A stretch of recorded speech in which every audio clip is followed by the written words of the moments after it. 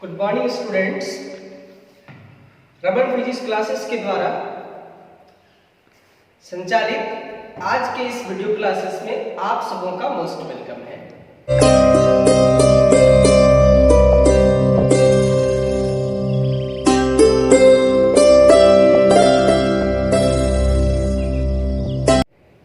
बच्चों, पिछले क्लास में हम लोग इलेक्ट्रिक पोटेंशियल पर चर्चा किए थे। आज हम लोग उसके आगे का टॉपिक इलेक्ट्रिक पोटेंशियल डिफरेंस पर बात करेंगे। मुझे उम्मीद है कि आप सभी लोग घर में बहुत अच्छे से इस वीडियो क्लासेस को देख रहे होंगे और इसका लाभ उठा रहे होंगे। चलते हैं बच्चों, सीधे टॉपिक पे आते हैं, इलेक्ट्रिक पोटेंशियल डिफरेंस। हमने सबसे पहले इसका हेडिंग लगा दिया इलेक्ट्रिक पोटेंशियल डिफरेंस। इसको समझाने के लिए मैंने एक इलेक्ट्रिक फील्ड की कल्पना किया। माना कि जो कैंपस में आपको दिखा पा रहा हूं ये इलेक्ट्रिक फील्ड, ये इलेक्ट्रिक फील्ड जो मैं आपको दिखा पा रहा हूं, जिसको मैंने कैंपस किया है, इस इलेक्ट्रिक फील्ड में मैंने दो पॉइंट कंसीडर किया, एक पॉइंट ए, दूसरा पॉइंट बी। अब जैसा कि हम लोग पिछले क्लास में पढ़े थे, किसी इलेक्ट्रिक फील्ड में प्रत्येक पॉइंट का अपना एक इलेक्ट्रिक पोटेंशियल होता है। तो ए का भी अपना एक इलेक्ट्रिक पोटेंशियल होगा, जिसको मैंने भी ए से डिनोट किया। बी का भी अपना एक पोटेंशियल होगा, जिसको भी बी से डिनोट करते हैं। अब कहता है कि हमें एक टेस्ट इलेक्ट्रिक चार्ज को ए से उठा करके बी तक ले जाना है, ए से उठा करके बी तक ले जाना है। तो उसी में कहा जाता है कि किसी भी टेस्ट इलेक्ट्रिक चार्ज को एक स्थान से दूसरे स्थान तक ले जाने में जितना काम करना पड़ता है, उसी वर्क डन को इलेक्ट्रिक पोटेंशियल डिफरेंस कहते हैं। मैंने इस बात को डिफिनेशन में भी बना के लिख दिया, the amount of work done in order to move means किसका ना, ए यूनिट पॉजिटिव चार्ज, इकाई चार्ज को from one place to another place, एक स्थान से दूसरे स्थान तक, इन द इलेक्ट्रिक फील्ड में ही काम करेंगे, against the electric potential, against the electric force, is called electric potential difference. बच्चों, इस बात को हम लोग गणित के रूप में कैसे कन्वर्ट करेंगे, मैथमेटिक्स में इसको कैसे चेंज करेंगे, क्योंकि जब तक हम इसको फॉर्मूला में चेंज नहीं करेंगे तब तक हम सवाल नहीं बना सकते हैं, क्वेश्चन नहीं सॉल्व कर सकते हैं। तो चलिए इन सारी चीजों को हम मैथमेटिक्स में चेंज करें। तो हमने कुछ चीजों को लेट कर लिया, माना कि भी ए पॉइंट का पोटेंशियल है, भी बी पॉइंट का पोटेंशियल है, डब्ल्यू ए बी, इसको समझना बहुत जरूरी है, क्योंकि हम चार्ज को ए से बी तक ले जा रहे हैं, ए से बी तक ले जा रहे हैं, इसलिए हम डब्ल्यू ए बी लिखेंगे। अगर कोई स्टूडेंट चार्ज को बी से ए की तरफ लाएगा तो वो डब्ल्यू बी ए लिखेगा, इस लेटर को वो रिवर्स कर देगा, उल्टा कर देगा। मैंने डब्ल्यू ए बी का इस्तेमाल किया क्योंकि मैं एरो में दिखा चुका हूं कि मैंने चार्ज ए से बी तक खिसकाया है। अब बच्चों आगे बढ़ते हैं, जिस चार्ज को हम ले जा रहे हैं उसको Q नॉट से सूचित किए। जब भी हम कोई डिफरेंस निकालते हैं, किसी भी चीज का जब डिफरेंस निकालते हैं तो फाइनल में इनिशियल को घटाते हैं, फाइनल में इनिशियल को घटाते हैं, अंतिम में प्रारंभिक को घटाते हैं। तो B का पोटेंशियल था VB, A का पोटेंशियल था VA, क्योंकि ये मेरा फाइनल पोजीशन है, ये मेरा इनिशियल पोजीशन है, तो मैंने इसके पोटेंशियल में इसके पोटेंशियल को माइनस कर दिया, तब मैंने लिखा VB माइनस VA। अगर हम उल्टा करेंगे तो हमें उल्टा चलना भी पड़ेगा। अभी के अनुसार VB minus VA equal to WAB बट्टा Q नॉट। ये बहुत ही इंपॉर्टेंट फॉर्मूला है, इसलिए मैंने इसको बॉक्स से बंद कर दिया, स्टार से इसको सजा दिया, ताकि न्यूमेरिकल्स बनाने में हम इसका इस्तेमाल कर सकें। इस फॉर्मूले को डिराइव करने के बाद बच्चों, अब हम लोग सिलेबस के अगले पड़ाव पे चलते हैं, टॉपिक के अगले पड़ाव पे चलते हैं, जो हमारे परीक्षा के लिए बहुत इंपॉर्टेंट पार्ट है, जिसको हम लोग न्यूमेरिकल्स कहते हैं।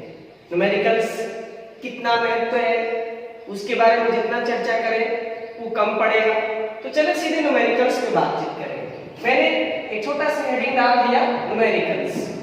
उस न्यूमेरिकल्स के नीचे मैंने टॉपिक लिख दिया कि भी हम लोग न्यूमेरिकल्स किस टॉपिक पे बना रहे हैं। तो मैंने लिख दिया इलेक्ट्रिक पोटेंशियल डिफरेंस।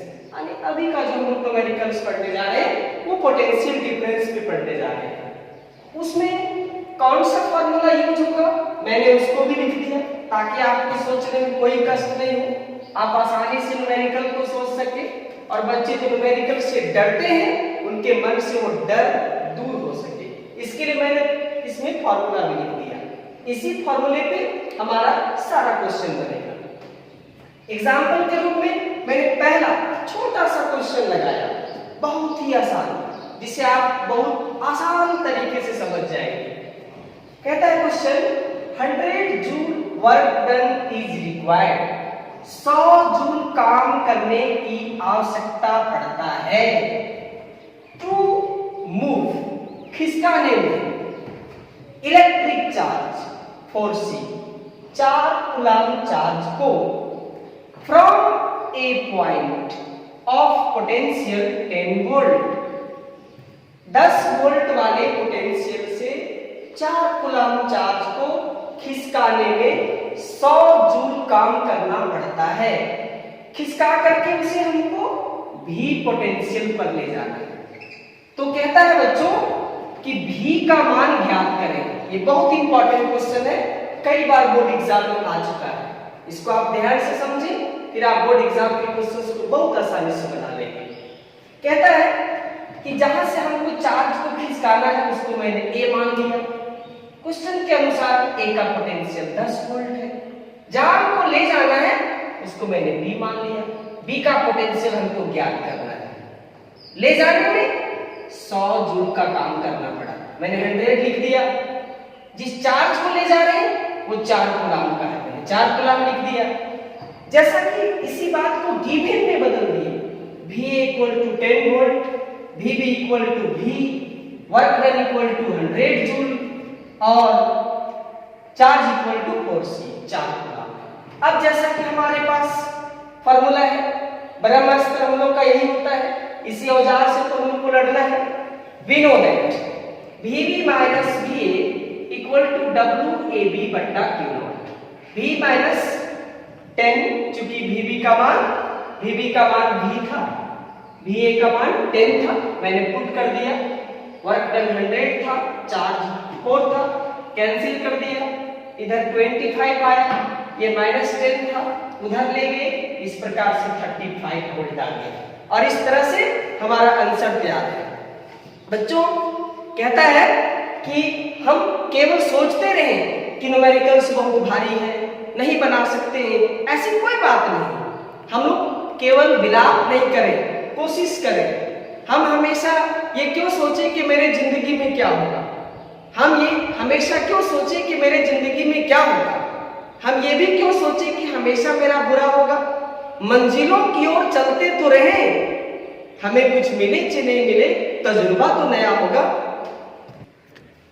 एक क्वेश्चन बनाने के बाद अगर हम लोग ये सोच लें कि हमने बहुत सारा काम कर लिया, तो ये भी हम लोग का एक छोटा सोच को दर्शाता है। एक सवाल से कुछ नहीं होगा बच्चों, हम लोगों को ज्यादा से ज्यादा क्वेश्चन का प्रैक्टिस करना होगा। इसीलिए मैंने तुरंत दूसरा क्वेश्चन भी लगा दिया जिसमें थोड़ा सा चेंज है, बिल्कुल पहला क्वेश्चन की तरह है लेकिन थोड़ा सा मैंने उसको चेंज कर दिया। आप इसे ध्यान से पढ़ेंगे, मैं भी इसको पढ़ता हूं और आपको समझाता हूं। कहता है find amount of work done. लो इस बार वर्क डन निकालने के लिए पूछ रहा है। टू मूव ज्ञात करना है इस बार वर्क डन टू मूव खिसकाने में an electric charge of 2C। लो बच्चों इस बार चार्ज 2 कूलम लिया। ये सब हम लोग जो पढ़ रहे हैं और ध्यान से जो पढ़ते हैं वो हमें गिवन लिखने में मदद करता है। इसलिए कहा भी जाता है कि क्वेश्चन जो होता है वो एक पेशेंट के समान होता है। जैसे पेशेंट डॉक्टर के पास आता है और अपना दर्द सुनाता है, और विद्यार्थी बिल्कुल डॉक्टर के जैसा होता है। जैसे पेशेंट डॉक्टर के पास जाता है उसी तरह क्वेश्चन स्टूडेंट के पास आता है। जैसे पेशेंट अपना दर्द सुनाता है और डॉक्टर उसके दर्द को सुन करके उसके अनुसार उसके बीमारी का पता लगाता है और उसकी दवाई देता है, तो उसी तरह से क्वेश्चन में जो गिवन है वो बीमारी का लक्षण है और आप जो फॉर्मूला इस्तेमाल करते हैं वो उसका मेडिसिन है।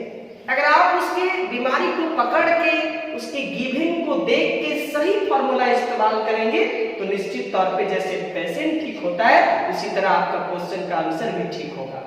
मैं इस तरह से मैंने लिख दिया VA इक्वल टू 20 वोल्ट, चूंकि इस बार 20 वोल्ट से खिसकाना है, जहां पहुंचाना है उसका पोटेंशियल 40 वोल्ट है। इस बार हमें वर्क डन पूछा, चार्ज हमें 2 कूलम का दिया, वही सूत्र वही formula VB minus VA equal to WAB बट्टा Q नॉट पुट कर दिया। 40 माइनस 20 WAB बाई 2। बच्चों आप तो गणित के बहुत तेज विद्यार्थी रहे हैं, जैसा हमको पूर्व से विज्ञान है, 40 में 20 तो घटाने आपको आता ही होगा। मैंने इसको 20 लिख दिया, इसको तो ज्ञात करना है, इसको 2 पुट कर दिया, इसको तिरछा क्रॉस कर दिया और इस प्रकार से मेरा जो वर्क डन आया वो 40 जूल का आया। इस तरह के सवाल को अगर हम प्रैक्टिस करके रखें तो निश्चित तौर पे हमारा बोर्ड एग्जाम का जो क्वेश्चन है निश्चित तौर पे बनेगा, क्योंकि बोर्ड में कोई भारी क्वेश्चन नहीं पूछता है, इतना आसान सवाल पूछता है कि कभी कभी हम लोग उसको शौक से छोड़ देते हैं, लेकिन वैसा करना नहीं है। धन्यवाद।